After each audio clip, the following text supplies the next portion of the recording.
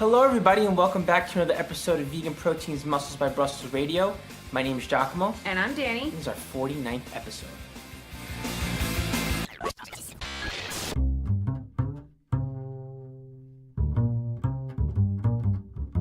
So we are back from the cruise, the vegan cruise, which some of you may remember we went on last year. We are actually recording this podcast 2 days before it's going to come out, so we're kind of back on track there, whereas the last batch of podcasts we did back in January and mid-February. Now, hopefully we're going to record the next batch of podcasts going forward. But the cruise was absolutely amazing. We also went to our friend's wedding in Disneyland, which was pretty epic. I think on the whole, it was a super busy trip, and I questioned whether or not it would be worth it getting in, and then getting out and catching up to real life. I still think it was worth it. It was we did have a really interesting bout of classic Danny bad luck when we got to Disneyland. No. So everybody in the wedding party was going to go into the Disneyland park the day after the wedding, but we had to the wedding ended at like midnight, and we had to book it to Aruba to meet up with the ship in Aruba. Like, we got on the cruise a few days late. So we decided to go to Disneyland a couple days early because neither of us have ever been, and it downpoured the whole time we were there. And when I would post about it, people would be like, well, duh, you moron, it's Florida, it rains all the time. And I was like, actually, this is Disneyland in Anaheim, like LA. It never freaking rains, but of course it rained the whole time we were there. Yeah, you brought the rain with you, and I think you single-handedly brought the rain to a good friend's wedding. So I don't know, I think you're publicly admitting to thousands of people that you caused rain on somebody's wedding day in Disney, Danny. I don't know. The rain actually held off for like the 45 minutes of the ceremony, which was a beautiful ceremony. But Disneyland itself was so cool. I enjoyed it so much, and we have so many childless adult friends who are like obsessed with Disneyland that I was like, I gotta see what this is about.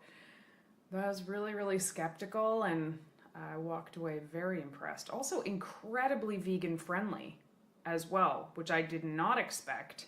Yeah, I think the coolest thing was we were at the pizzeria next to the Toy Story? Yeah, if you guys remember the Toy Story movie where they go to the pizza place with the little aliens and the claw.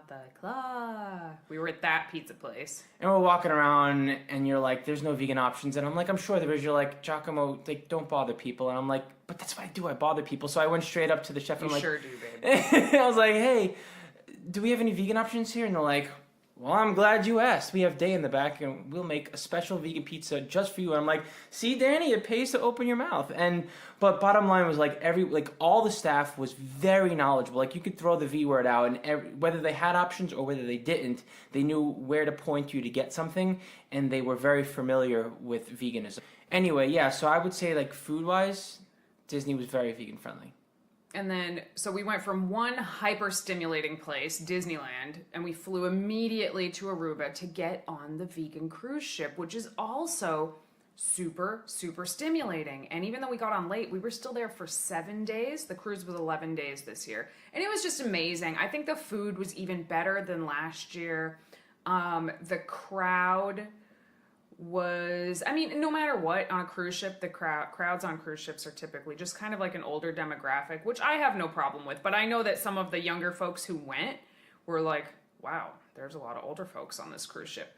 But I did notice from last year to this year that there were more younger people as well, which was kind of neat. It was just more of a mixed company sort of cruise. But the talks were awesome. The ports were super cool. My mom came, which was amazing because I've never, ever been on a trip with my mom in my life. So that was really neat, too.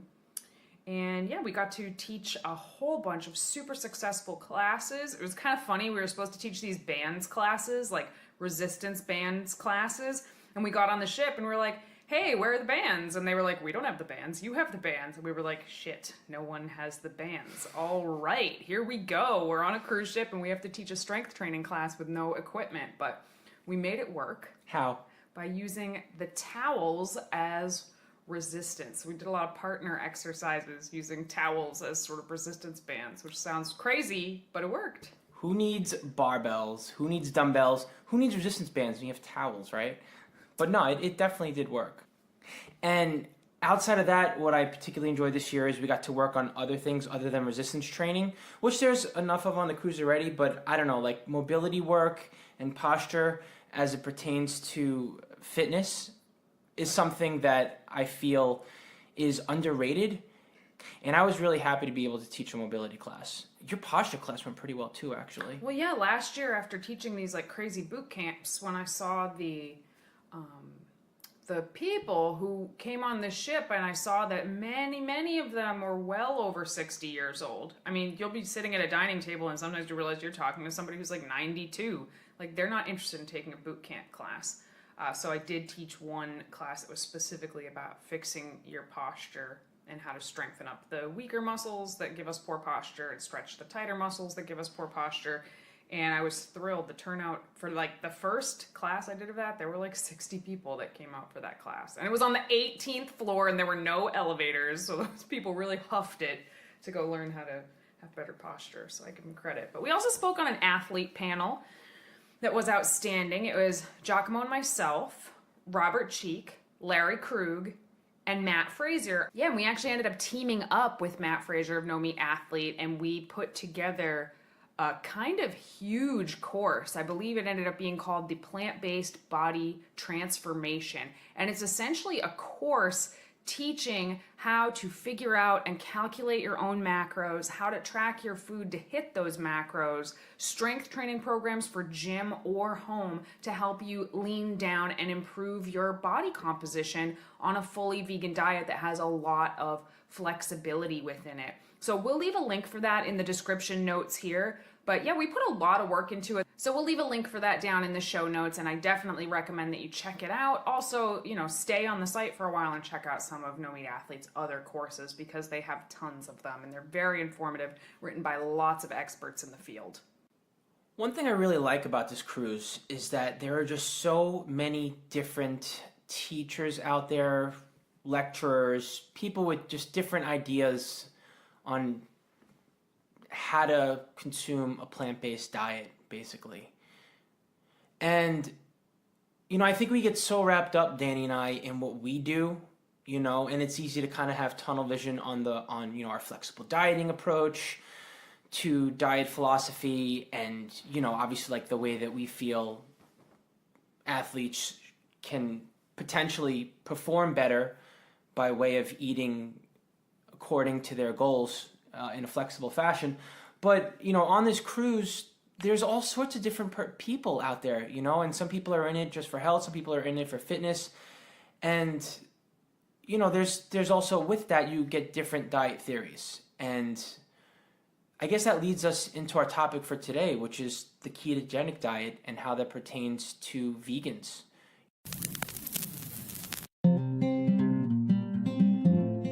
It's a good idea to have all of your ducks in a row in case anything is to happen to you. And I started doing some research, and I actually came across this company called Health IQ, and they're a life insurance agency that actually offers savings to very healthy people like vegans and people who lift regularly. And I thought that was really cool. So I started doing some more digging and learned some interesting things.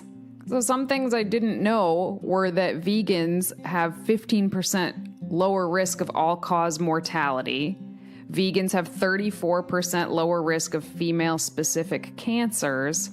And people who strength train at least twice a week have 41% reduction in early death from heart disease compared to people who don't lift. But when you think about it, oftentimes we end up paying the same prices for insurance as people who are a lot less healthy. And this life insurance agency, Health IQ, actually can save you quite a bit of money if you go and take their Health IQ quiz and, prove to them that you're vegan and you lift and you're healthy. And they take you all the way from the beginning of like taking that quiz all the way through starting an application and underwriting the policy and all of that stuff that, you know, can be quite overwhelming. They kind of hold your hand all the way through that. And I personally just think that that's really cool. And it's something I didn't know about. So I thought maybe I could pass this information on to you guys. And, you know, perhaps it could help some of you out if you were thinking about doing this, but you weren't really sure if you're going to go that route. This is definitely a cool route to go. So if you want to see if you qualify, you can go get a free quote at healthiq.com/veganproteins, or you can mention Vegan Proteins when you call and talk to a Health IQ agent. But definitely, if it's something you've been thinking about, you have nothing to lose by checking it out. So I highly recommend going and taking a look, because it could save you quite a bit of money just because you are living a healthier lifestyle.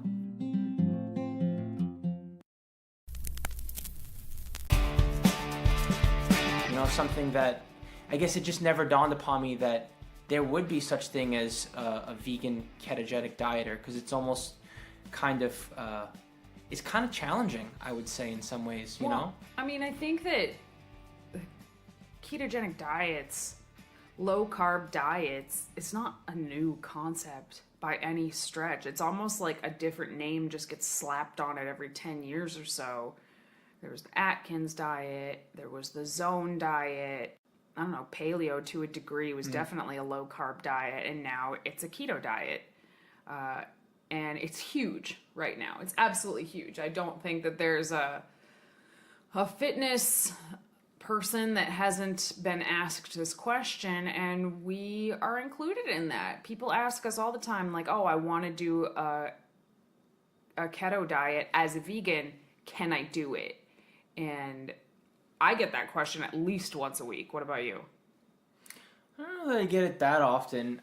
And I think, you know, just on the whole, it's impossible to ignore it. Put it that way. You know, I'm not interested in it. I don't really invest too much of my time and energy into paying attention to the keto. I'll call it a fad, I guess. But, I mean, it's not really a fad because it seems like it's everywhere. It's just not something that I personally feel I want to give my time and energy to, because it's not how, you know, it's not how I do it. And it's not something I would generally recommend to others, but that doesn't mean that there's not a place for it, and obviously there's a reason to discuss it.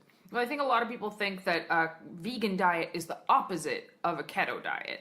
Like, when you think of a ketogenic diet, you think incredibly low carbs, and when most people think of a vegan diet, they think incredibly high carb, typically. But I think if you've been listening to this podcast for a while, you know that neither Giacomo or myself or many of our clients, we're not particularly high carb. I mean, I wouldn't say that we're low carb, but the thing is that a vegan diet literally just means we don't eat animal products. That's it. That's all it means. It doesn't mean high carb or low carb or high fat or low fat or high protein or low protein or gluten-free or soy-free or oil-free or sugar-free. Like, it means we don't eat animal products. That is it. So with that said, there's many ways one could construct a vegan diet. And is it possible for it to be a ketogenic vegan diet? Well, that's what we're going to talk about. Now, the first thing we have to ask ourselves is, what is a ketogenic diet? I mean, we're throwing out the word low carb, and I feel like that's just one of those terms that can get thrown out, and, you know, it can be almost all encompassing in so many different ways. But let's get real definitive about ketogenic. Like, what is it exactly? Okay. Well, first, a low carb diet is technically, I believe, described as anything where less than 50% of your daily calories are coming from carbohydrates. So most bodybuilders, powerlifters in general, I think already really easily can fall into a low carb diet camp without even trying. Like, I wouldn't even have to try to fall into that camp. Yeah, and I mean, I do think it depends on the person as well, because some people can just survive on higher calories, where it's not even really considered low carb. I think even if you're eating fewer than 50% of your carbohydrates from fat, and that's just the way I think about it. But, you know, then the other thing is, okay, so ketogenic dieters, I guess the loose term is that they're consuming fewer than 5% of their calories from carbohydrates. I've heard some people say as much as 10, but definitely less than 10% of calories are coming from carbohydrates. But It's very low. yeah, but it's more than how many carbohydrates or how little carbohydrates you're consuming. It's the intended effect of the ketogenic diet. And basically, the idea is you're winding up consuming so few carbohydrates that they're no longer a fuel to be converted into glucose. So essentially, your body takes fats and converts them into what they call ketones that have a similar effect on the body that glucose do, meaning you're using fat for energy. You're using fat for energy, and ketones, mainly beta hydroxybutyrate, BHB, is the byproduct of being in a state of ketosis.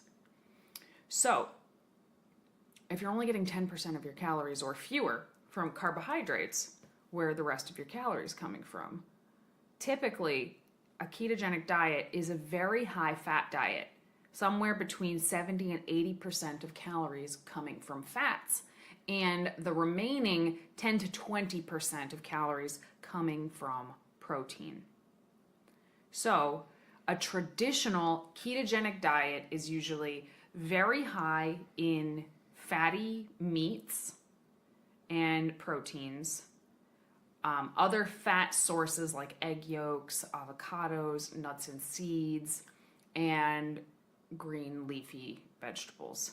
That is the main basis of a ketogenic diet. So somebody could literally eat like a bacon and cheese omelet with a couple of spinach leaves multiple times a day, and that could be a ketogenic diet, fried in butter and all that jazz. So when you think of a vegan diet, that's a lot of beans, grains, legumes, nuts, seeds, fruits, vegetables. That does sound like it's quite the opposite. But can it be done? It absolutely can be done. And to do it right, actually, we're looking at not necessarily consuming 5% of your calories or less from carbohydrates. We're actually looking at getting in under 50 grams of carbohydrates on a daily basis, and preferably around 20 to 30. And I think that's an important distinction to make, because when people sell the ketogenic diet to the public, they want to sell the idea of just eating a certain way, but to actually have the intended effect, we're looking at far fewer carbohydrates, I think, than most people say you should be consuming to be in a ketogenic diet. So, the very, very short answer, can you do this as a vegan? Yeah, you can. What we want to talk about is, would you want to? Like, what are the pros and cons of doing this? And I say this as somebody who has done it. So I've done it because I am a firm believer in always experimenting and always trying out all sorts of things on myself and or Giacomo before we ever, but just to see for ourselves sort of how things feel, how things go. We would never prescribe something for a client that we hadn't actually been through ourselves, really. So yeah, I know that it can be done. I definitely had my carbs below 50 for a while with very high fat and pretty much the same protein. So I actually think my protein was a little bit higher than a traditional ketogenic diet when I did it. But I'll give you a spoiler alert real fast here. Calorie for calorie, and this is key, when calories were equated, I did not have any better fat loss results on a ketogenic diet than I did on my regular bodybuilding diet that was higher in carbs and lower in fats with about the same amount of protein. So there's my little spoiler alert there. But okay, should we start by talking about the pros? I think we should start by talking about the pros, because I think most vegans just really hate even the idea of a ketogenic diet, and I get it. But let's talk about what some of the benefits from it may be. Then we'll talk about the cons, and you guys can sort of make your own decisions by either, listening and thinking critically about what we have to say, or, should you ever decide to give it a shot yourself, I definitely think that's the best way to learn. But okay, what might some of the pros of a ketogenic diet be? I mean, honestly, I'm going around in my head over and over again. I feel like there's there's one clear major pro to it. And I can't really think of any other ones. So I'll just go out and say what I think is the benefit of doing a ketogenic diet, and that would be being able to stick to your diet. For some people, eating a high-fat diet can be satiating, and it can make them have an easier time adhering to their caloric needs for the day. For sure. And actually, that's what a lot of the studies have shown, is that if you equate calories, right? So if you have two groups of people eating in the same caloric deficit, one person doing a more standard sort of moderate carb, moderate fat, moderate protein approach, and another group doing a ketogenic diet, the ketogenic dieters were actually able to stick to it a lot better than the more traditional dieters, which I found to be very interesting. And I think about, like, why might this be? Why? Well, one, I do think that the higher fat diet with, you're not getting much in the way of carbohydrates, obviously, but many of the carbohydrates that you are getting are coming from fiber. So we have this super high fat, moderate protein with some fiber thrown in. That's going to be more filling, right? Then let's say you have the other camp where they could eat, what's a good example? Like a Snackwells. Do you guys remember Snackwells? This is the second time I've mentioned Snackwells to somebody this week. Do you remember Snackwell cookies? The green label, anything with the green label. It was like in the 90s. It was good. They were essentially like diet cookies and like diet Hostess cake type things. They were pretty tasty, but they were low in calorie. But it's kind of like when you eat an Oreo, like, who eats one Oreo? You want more Oreos. So even though they were low in calories, they are pretty palatable. So you want to eat more of them. And I think that just makes it harder for a lot of people to stick to in general, because those foods typically, in my opinion, taste better than just high fat but no sweets food. We think of food that's really high in fat as being really tasty. And it is, but it's typically tastier when it's mixed with something sweet. Then it becomes a hyper palatable food. Good point. So I don't know. It's just a theory, but the data shows ketogenic diets are kind of easy to stick to. The other benefit, I think, for a lot of people is just that you would have more stable blood sugar. When you're in a caloric deficit in general, it's kind of hard to spike your blood sugar high anyway, because your calories are just never quite high enough to get a crazy blood sugar spike. But when you're essentially eating no carbs, more or less, your blood sugar is going to be a lot more stable. And although I would argue that your overall energy will be lower, there won't be spikes and crashes. So a lot of people do really like that sort of evenness that they feel. So it's worth it for the slight hit in energy levels if your energy is more constant. Okay. Another potential benefit, and I think this is more for people not already watching their diet. So, like, if you're listening to this podcast, you're probably somebody who already kind of pays attention to what they eat, at least.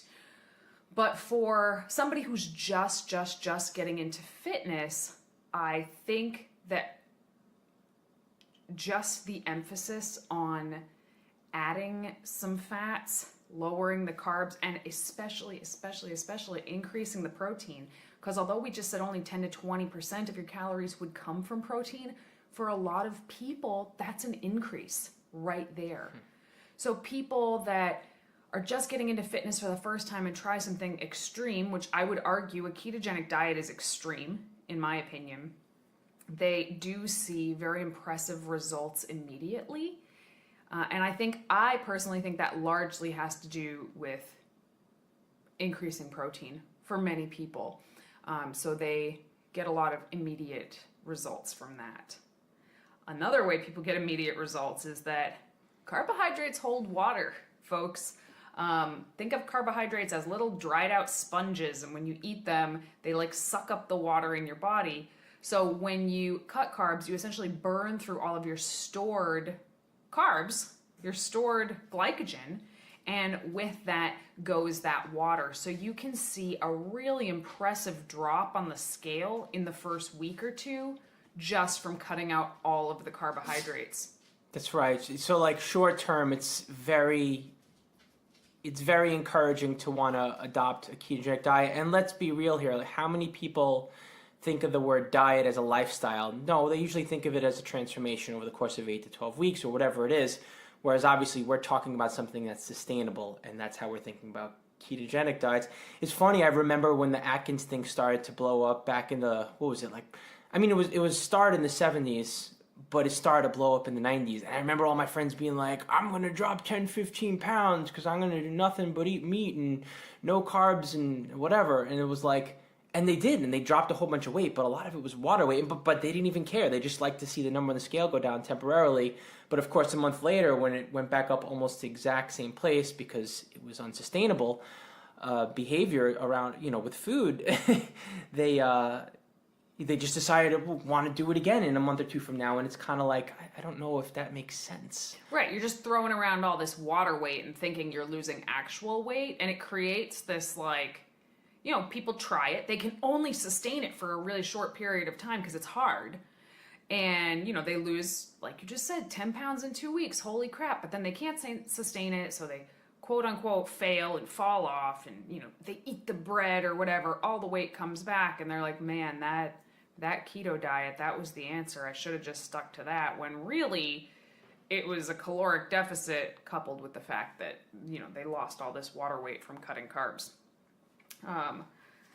So yeah, I guess it's kind of a pro and a con, because I do think that there are certain people that they need to see fast changes at first in order to stay motivated to stick with anything.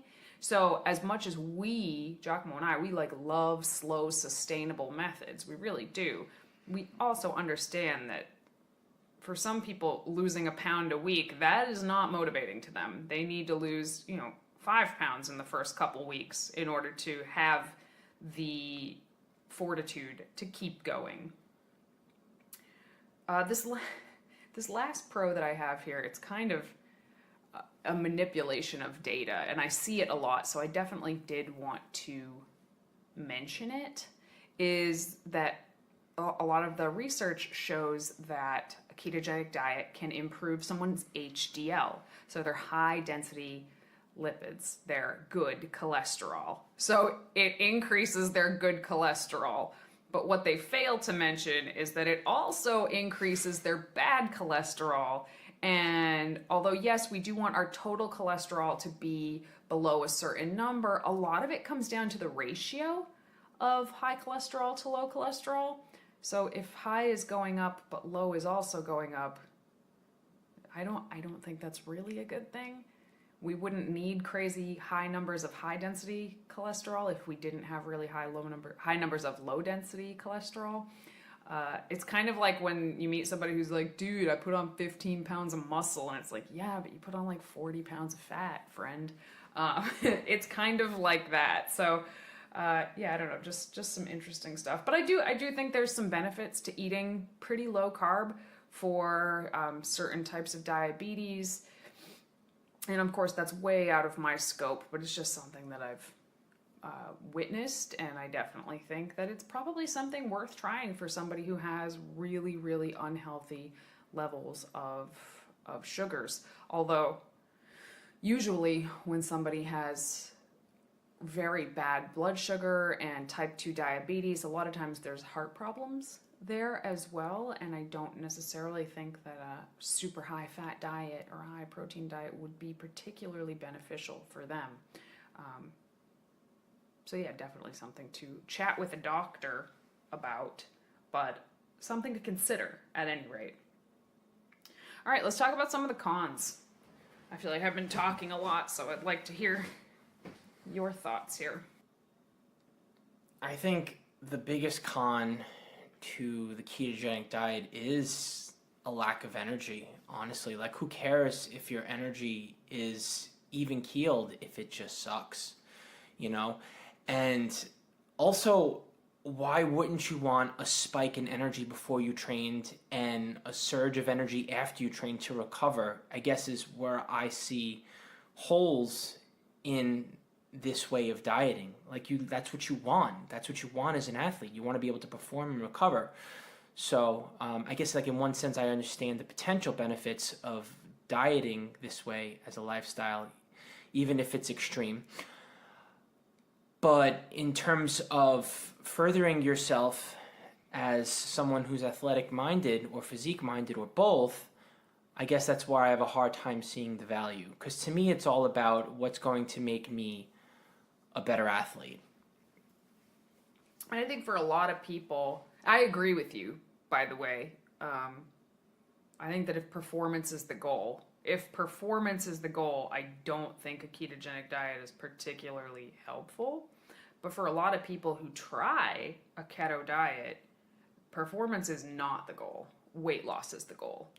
Okay, so we're talking about weight loss, but is weight loss the only goal, or is it their physique? And in my opinion, it's almost always physique, whether they are fixated on the number scale or not. Like, it's still at the end when they're done getting where they want to on the scale, they want to see their body look a certain way. And here's the deal: like, if you're not able to train effectively, if your muscles aren't able to get a good pump, who cares how much smaller you get if the end result is like there's no end result there. Like, you're not going to get the physique you're looking for necessarily. Well, I think a huge con to the ketogenic diet is a severe lack of micronutrients.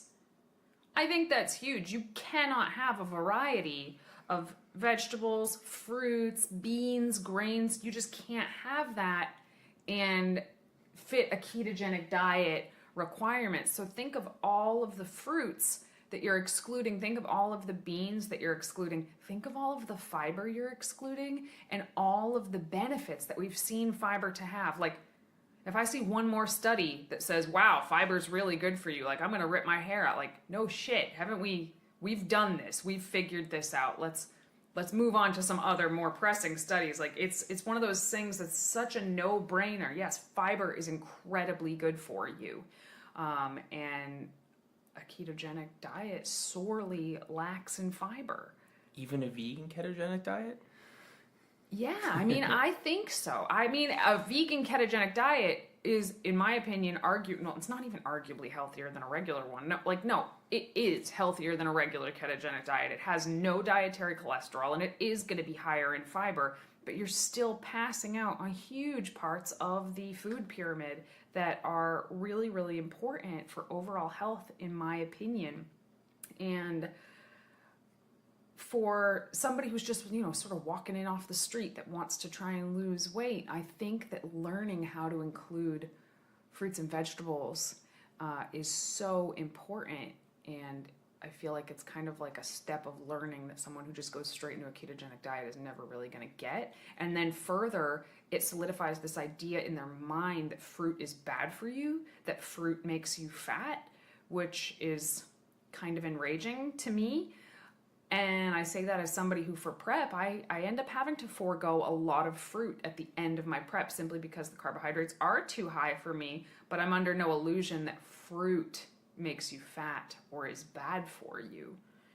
Fruit is outstanding for you.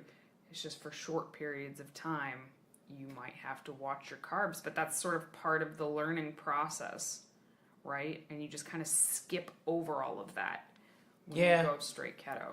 I mean, it's the age-old question of, all right, we get it, calories in versus calories out, and the fewer calories in and the more calories out equals weight loss. And I think for the most part, listeners to our podcast get that, but they come to us because they're like, all right, well, I understand that, but how do I stick to fewer calories? What's the deal? And like, obviously, I think people understand, like, we take a balanced approach, but it's more than just that. I mean, there are tools and tips and tricks, and we're like sort of evaluating this particular way. But yeah, I mean, it's just so restrictive. It's like, let's just keep switching between carbohydrates, fat, and protein, and figure out the next macronutrient to attack and restrict while going hard on the other two. And I mean, how many decades on end have we been doing this? And I just can't believe we're almost in the year 2020 and we're still trying to restrict a single macronutrient. It's just mind-blowing to me.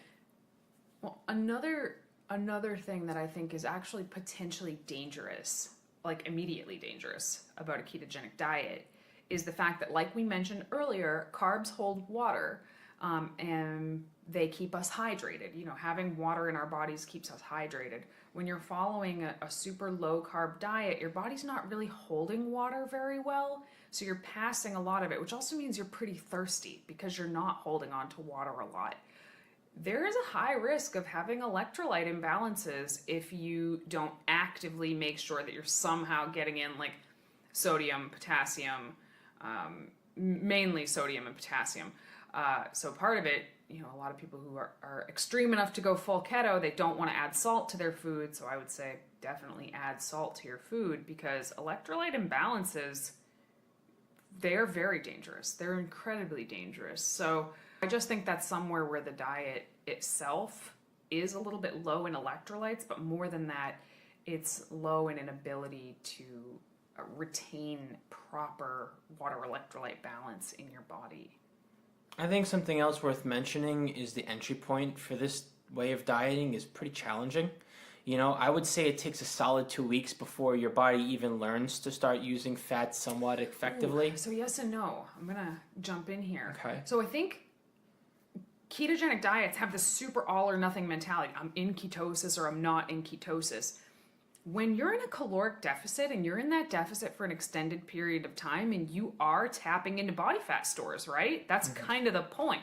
Whether you're eating moderate carbs, low carbs, no, it doesn't matter. When you're in a deficit and you're tapping into body fat stores, we are visiting a state of ketosis sometimes multiple times a day. You might not be staying in it for a full 24 hours at a clip like you are on a ketogenic diet, but we're still getting there. Even in a regular, more macronutrient balanced dieting approach. If you took me at the end of prep, I was definitely not on a ketogenic diet, but I was definitely in a caloric deficit, and I peed on a stick, I would have been in ketosis more often than not. And I even recognized it because I could like taste it. Your mouth kind of tastes different when you're in a state of ketosis. Metallic. Yeah, it tastes kind of metallic. And I could feel it when it was happening, even though I was still eating more than twice the carbohydrate recommendations for a ketogenic diet. So again, you think like, oh, I have to follow a ketogenic diet to get into ketosis. But honestly, if you're losing body fat, you're probably touching ketosis a few times a day, which I think is really interesting. And it's not something that really occurred to me till this past prep. And I started to look it up and I was like, yep, that's exactly what's going on, even though I was eating well over the amount of carbohydrates. So in other words, the deeper you get into the tail end of a severe caloric deficit, it's going to happen parts of the day anyway, just by default. Right. Right. So just this is a side note, one of the really popular supplements that I see sold now is ketones. You can buy ketones. So now that we've kind of explained what ketosis is, how bizarre is that? Like you're buying a byproduct of being in ketosis and taking it. It doesn't put you in ketosis. It's just taking the byproduct of ketosis. Okay, so you grab these raspberry ketones or whatever they are and you ingest them and they just make you better metabolize fat? No, I don't think they do anything. It would be like I was trying to think of like a good analogy for this and I can't really come up with anything. It would be like buying bags of dead leaves to try and make fall come faster. But it doesn't make sense to ingest the byproduct of being in a caloric deficit to make that happen. Like, so if anybody out there is wondering, eating ketones is a waste of money, easily. But I think the biggest downside to following a super low carb, high fat diet, the biggest drawback is that it's unsustainable. Like, I understand why people would want to use something like this for a very short-term goal. Like a very short-term goal. Like, I want to look a certain way for my wedding. I want to look a certain way for vacation. I want to do a photo shoot. I can understand why people would go this route for that. But to do it for a sustainable fat loss goal does not make any sense, because you will eat carbohydrates again. Like, find me somebody who has committed to never eating carbohydrates again for the rest of their life, and I'll show you a liar. Like, it will happen. So, what do you do from there? It's almost like when you do decide to start eating carbohydrates again, a lot of people experience binging when they have carbs again, because, sugar in many ways acts like a drug in the brain, and when you haven't had it in a long time, you're a lot more sensitive to it when you do have it. So the rate of weight gain for people that have stopped a ketogenic diet is enormous. Yeah, and I mean, it's obviously, I think, if we're being real here, I think it's somewhat more challenging as a vegan versus a non-vegan to do a ketogenic diet, but then, like, they're both equally as unsustainable. From a health-based standpoint, the vegan ketogenic diet is more sustainable, I guess is my opinion. Because if you're going to do nothing but eat meat all day long, like, could you imagine the dietary cholesterol coming into your system over and over again? You can't possibly metabolize that all. Like, how healthy can that be for your body? Like, forget the mental challenges of a ketogenic diet, because obviously I think as a non-vegan, it's probably a little, like, food-wise, it's probably a little easier, but who the hell would want to eat like that in the first place, is my opinion. Yeah, I think that from like a social standpoint, a vegan ketogenic diet is a lot harder, because obviously we do not recommend this, but you could walk into McDonald's and get a bunch of cheeseburgers without the buns, and technically that would fall within a ketogenic diet.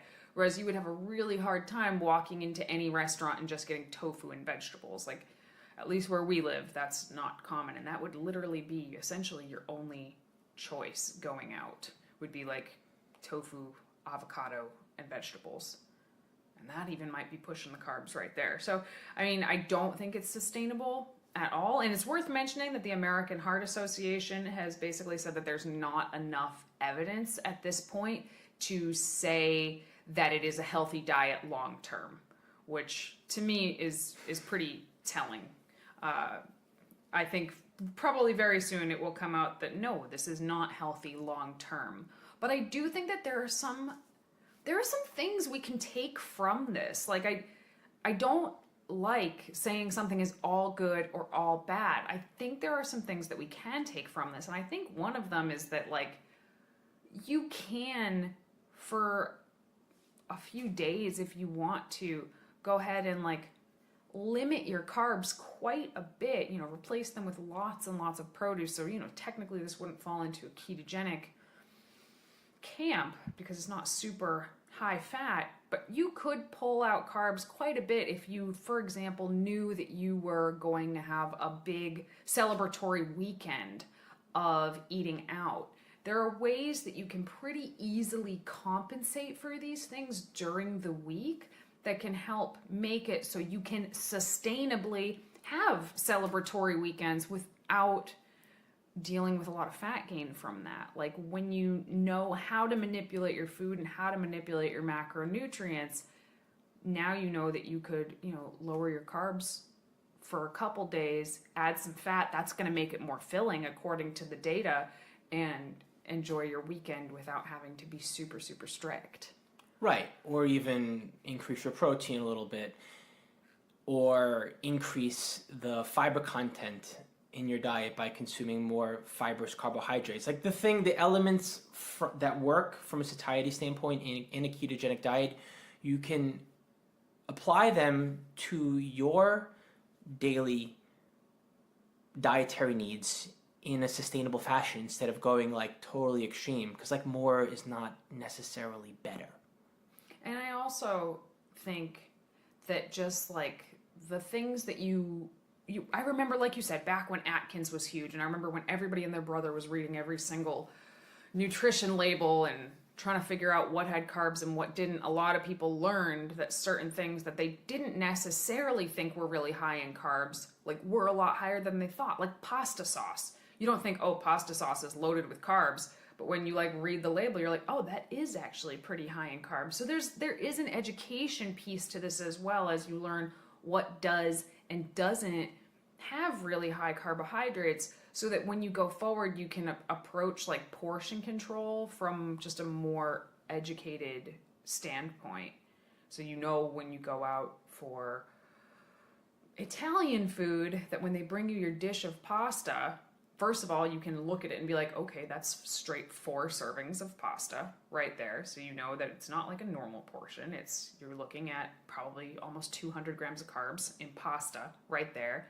Then they load it up with sauce, which you now also know has a lot of carbs in it. And then there's a side of garlic bread. And just knowing that, you can make more informed choices about what you're going to eat at that dinner.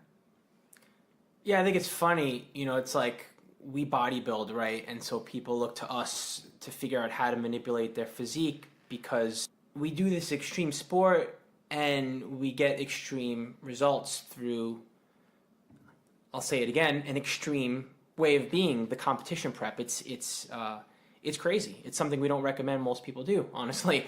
But that being said, that's not what bodybuilding is about. Competitive bodybuilding is a long game. You have to find a way to sustainably diet on a consistent basis to maintain your body composition and continue to perform, not just when you're competition prep and stage lean, year round. And I'm not saying that you need to stay lean year round, but you need to find a way to be disciplined without being militant about being disciplined. Does that make sense? So like, I guess what I'm saying here is most of our diet philosophy, not so ironically, is centered around being balanced, because that's what's going to keep you doing this for the long term. And then we apply that balance towards the competition prep.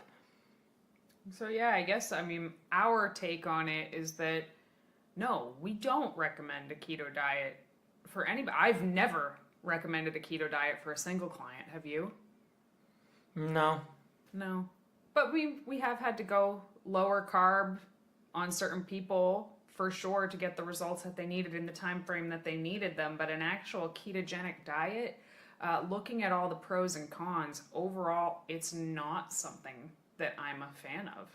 No, I think some clients favor fats over carbohydrates, and we agree that food preference is cool and all, but to an extent. I think we sort of negotiate with the clients and we're like, hey, we need a little carbs too, because we want you to be able to train.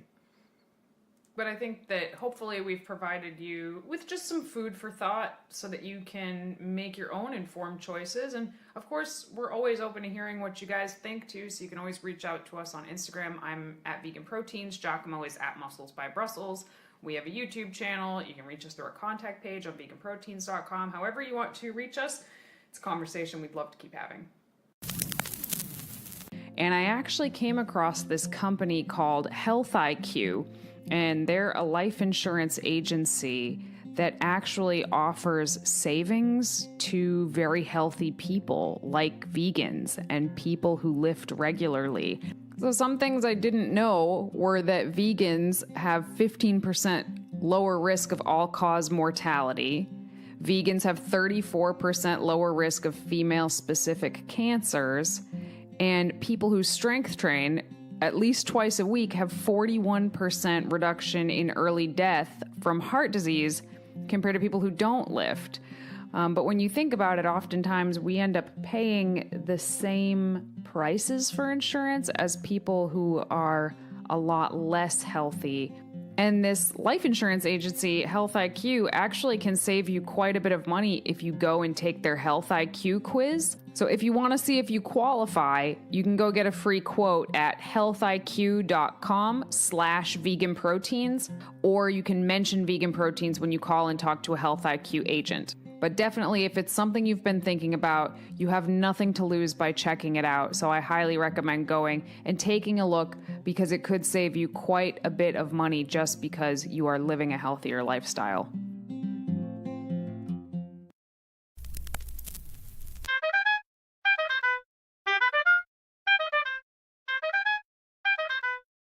All right, moving on to our question and answer segment today. I can barely read Giacomo's handwriting. This is from, I think, at Lindsay Paws on Instagram. How do you know when to build versus cut? Fun fact, I can't even read my handwriting half the time, but somehow Danny's better at reading it than I. I don't know how that happened. How to build, when to build versus when to cut. That's the question. All right, well, I think this is going to depend on the person, but on the whole, I would say to earn 4 weeks worth of cutting, you want to be bulking for at least 6 months. But when I say bulking, I don't mean like just straight out, gaining pounds on pounds, but like being in some sort of a caloric surplus, even if it's a modest one. I think that it's necessary to be in, at the very least, maintenance, and preferably bulking for at least 6 months before you even consider dieting, because at some point your body just needs to regulate itself to be able to train, to be able to be healthy, for you to be healthy. And if you're constantly in a state of dieting, your body's just not going to be responsive the way that you want it to be to lean out. I also think that for somebody getting into fitness, this is a really common question. As they start to learn, they say, well, do I want to bulk or do I want to cut? So a lot of times they're already like pretty okay with the body weight that they're at. They just don't know if to improve their physique, if they should build muscle or cut. And I would say literally probably 90% of the time, I almost always recommend that people build first. So to build, I don't even think that when you're new, you have to eat in a caloric surplus. You just have to eat at maintenance and lift and work really, really hard. And like Giacomo said, do that for at least 6 months. And after 6 months or a year, then you can pick a more definitive direction. But just eating at maintenance and lifting for the first year of your training life, I think is the smartest thing to do. If I could go back and do one thing differently, that's what it would have been. Next question is from Jenny Bean, and it's on volume. If I can do 10 times 100 pounds and want to move up to 120 pounds, but can only get 8 reps, that's less volume.